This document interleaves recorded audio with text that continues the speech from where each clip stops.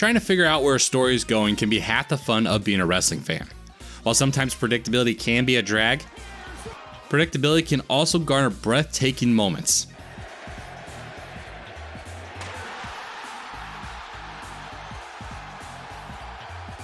Wrestling is truly unlike anything else in sports or entertainment. Pardon the wrestling, but I am Bryan, and in today's video, we're going to predict 10 moments that will happen in the second half of 2023 in the world of professional wrestling. But before we get started, if you are new to the channel, hit that subscribe button and turn the bell notification on for more content just like this. And hit the like button as well so more people can find this video just like you did. While predictable moments can be both fun and irritating, unexpected moments make being a wrestling fan incredibly exciting. So let's predict some wild things that can happen throughout the rest of the year.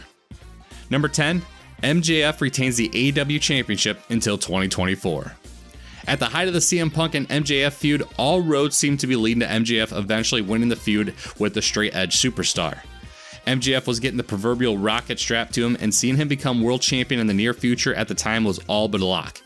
Need further proof? During CM Punk's infamous all-out media scrum, while he mostly legit shot on a variety of his co-workers, one moment where he was in working mode was when he was referring to Maxwell Jacob Friedman. I don't know. I'm tired of wrestling these pricks. I'm tired of wrestling these kids that think they know everything. But I'm not the boss. He won the number one contendership, and I guess I'll cross that bridge when I get to it. When Punk said this, he was the champ, and with MJF winning the chip earlier in the night and even showing up at the end of All Out for a final confrontation with CM Punk, Punk's days as a two-time AEW world champion were already numbered, despite just starting the reign at the time.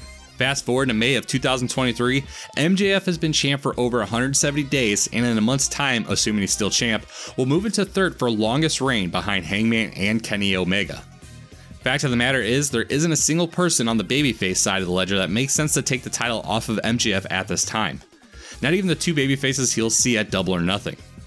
When it comes to its main championship, AEW has been incredibly predictable, but it's off to work, much like the Sami Zayn example from earlier, because the story getting there makes sense. We look at Hangman dethroning Kenny Omega as the best example of this. Simply put, there isn't a legitimate contender right now for MJF's title, and while they've backed off on the bidding war of 2024 story for now, with the many story beats MJF has mirrored from CM Punk's career, what would be more poetic than MJF threatening to take the AEW Championship to WWE, much like Punk had threatened to leave WWE when he became champion over a decade ago. Number 9, Mercedes Moné shows up in AEW. I know this is kind of a safe bet, especially with Forbidden Door and All In coming up, and we're going to leave it at that. This is as much of a lock to me as MJF retaining all year. Next.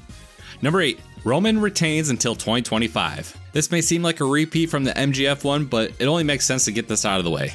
And yes, I did say 2025. This was the day after WrestleMania 39, and I were to make the same prediction, it would be a lot closer to number 1 because that would be an absurd thing to predict.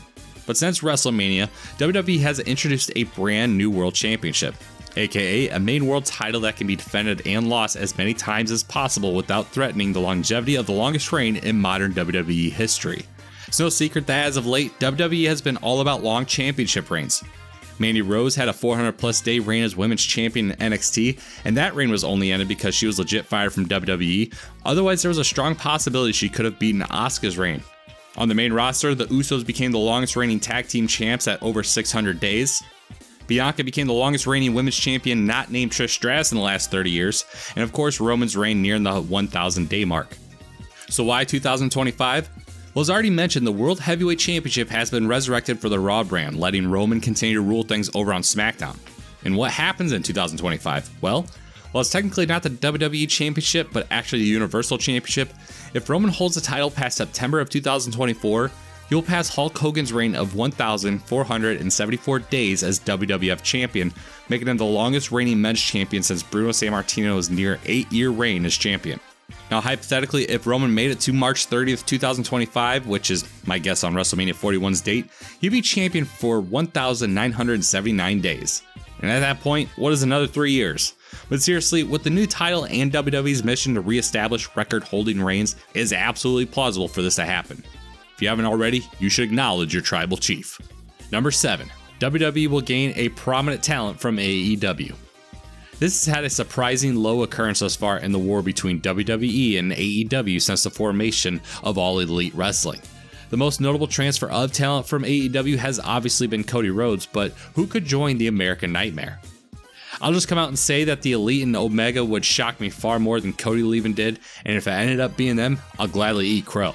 For what it's worth though, there is a part of me that wants to see Kenny Omega in WWE before too long because there is a lot of talent I'd love to see him work with, but I digress. I don't know contract statuses too much, but if I wanted to guess a specific person from the large roster of talent that AEW currently has employed, this would probably be far higher on the list. But for now, I'll take the cheap way out and just leave it at a prominent talent heading to WWE. Okay, fine, I think it'll be Wardlow. Number 6, there will be 3 World Heavyweight Champions in WWE by the end of the year. We currently have 7 months in the year remaining, give or take, and less than 2 weeks away from the first World Heavyweight Champion being crowned in Saudi Arabia at Night of Champions.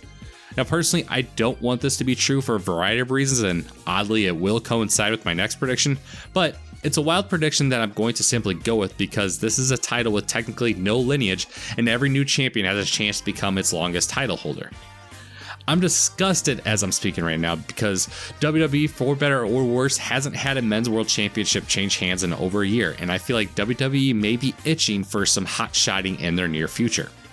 I do believe Seth wins at Night of Champions because despite WWE's best efforts to bastardize yet another version of the brand split, I do believe they'll want to keep AJ on SmackDown and reward Seth for all the work he has put in the last few years. I don't have good predictions for who will take the belt off of Seth in the future, but I think it's not outside the realm of possibility for WWE to add 2 more championship reigns on the Red brand this year. Number 5, Roman Reigns challenges for the World Heavyweight Championship. Now, I almost added the parlay here of Roman winning Money in the Bank as well because I think Roman is going to help me not look like a liar here and makes the most storyline sense instead of some other convoluted way to have a SmackDown star challenging for Raw's world title. Regardless of how it happens, I think this actually has a legit shot of happening. If you haven't figured out, the start of this list features my safer predictions and we're getting wilder as time goes on. But the reason I said this correlates with my last one is because I think this happens near the end of the year with Roman and Seth.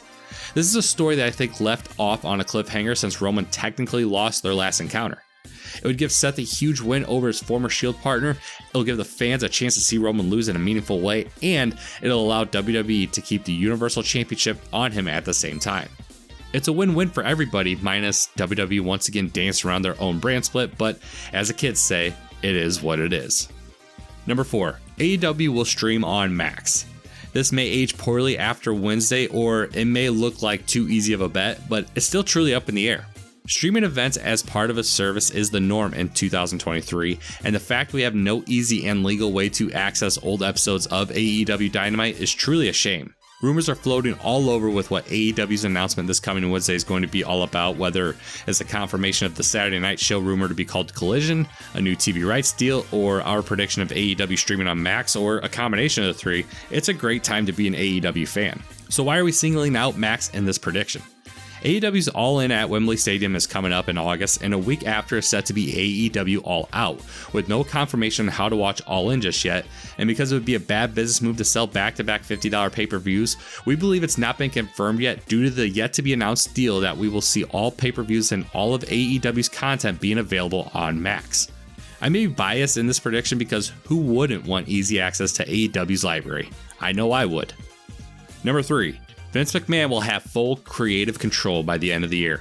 Listen, I don't want to make this prediction, and I hope it is so wrong that I can eat crow, but I just find this one too hard to not believe it won't happen. Here's an abridged version of the last year or so if for some reason you've been living under a rock and happened across this video. Allegations came out about Vince McMahon abusing his power as CEO, which resulted in him stepping down, and in doing so, WWE appointed Paul Levesque, better known as Triple H, the new head of creative. Over the last few months, Vince essentially reappointed himself as chairman of the WWE under the guise of facilitating a sale, which did kind of happen as WWE will be merging entities with the UFC under Endeavor.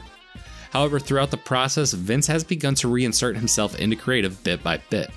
And while he isn't in control of the day-to-day, he still submits input remotely, and if you've watched the product while he was away and since he's returned, there is a legit difference in the storytelling structures on WWE programming. But let's face it, this is a man that craves control, and if you think it's completely out of the realm of possibility that Vince won't take over day-to-day of creative, whether in an official capacity or not, well... If you think this has a happy ending, You haven't been paying attention. Number 2, Edge appears in AEW. Not sure why this isn't number 1 because it's the one I'm the least confident in. Let's rewind to January 2020, just moments before we lost 2 years of our lives. You think you know me? No way. Oh my! You gotta be kidding me. The Rated R Superstar!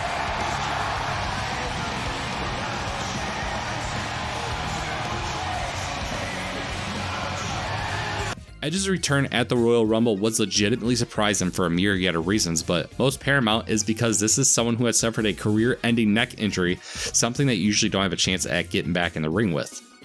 What's been even more surprising is he has remained on television since. At the time, it was reported he signed a 3-year deal, and if we tack around 6 months of injury time to the end of it, his contract with WWE would expire around July or so of this year. Since signing with WWE in 1996, Edge has never worked for another wrestling promotion in his life. So to see him walk out on AEW Dynamite as Adam Copeland would be an absolute shocking thing to see. And why would he jump to AEW? To finish his career the same way he started it, with his longtime partner and rival Christian Cage.